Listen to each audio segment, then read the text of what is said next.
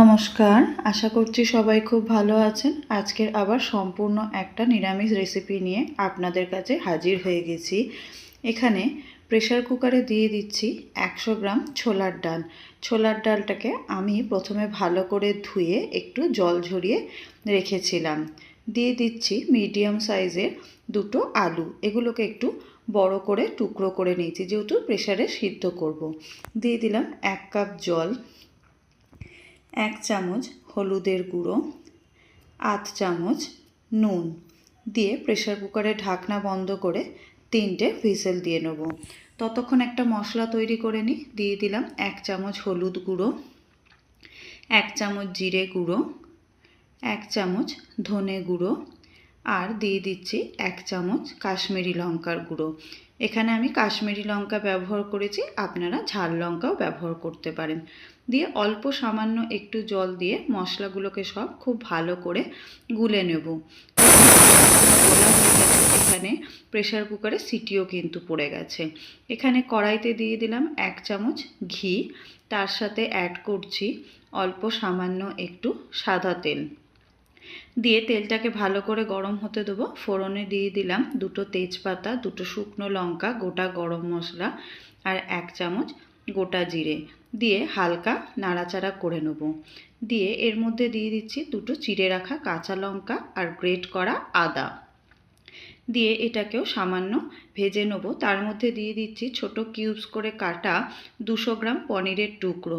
দিয়ে এটাকে খুব বেশি লাল করে ভাজবো না। দিয়ে দিলাম হাফ ক্যাপসিকাম, এটাকেও ছোট ছোট টুকরো করেছি। দিয়ে দিলাম একটা গোটা টমেটো।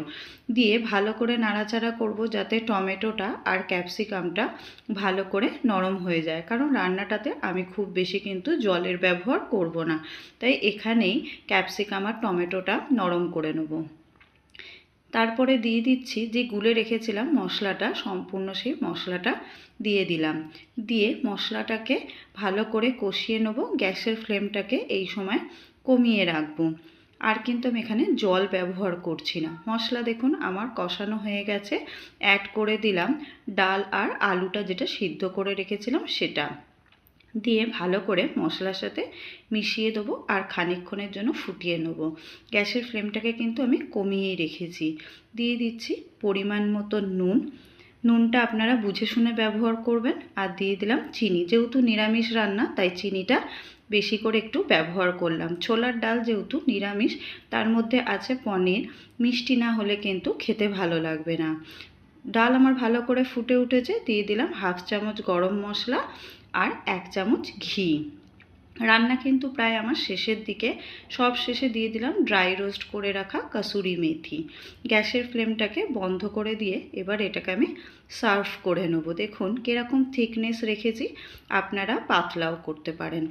রেসিপিটা যদি ভালো লাগে তাহলে লাইক করবেন, শেয়ার করবেন, কমেন্ট করে আমাকে জানাবেন আজকের রেসিপিটা কেমন হয়েছে। আমার চ্যানেলে নতুন বন্ধু হলে চ্যানেলটাকে সাবস্ক্রাইব করা সকলের কাছে অনুরোধ রইল। ধন্যবাদ। দেখা হবে আবার পরের নতুন কোনো রেসিপি নিয়ে।